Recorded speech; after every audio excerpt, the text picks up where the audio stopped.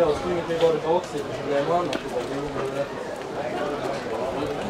Jag är inte lite så att det får det känns precis så mycket som vi klarar. Tar vi nästa spel dit bort nu? Ja. Jag ska fylla på vatten. Så jag går bort där. Rätta på mig. Där har vi killarna iväg. Nu ska vi se hur det här öppnar. En jättebra öppning av Alexander Brorsson från fantastiskt utveckling. Växjö tillsammans med Hammarby som står på i kommando. Växjö går fortsatt väldigt bra där från banan och målet.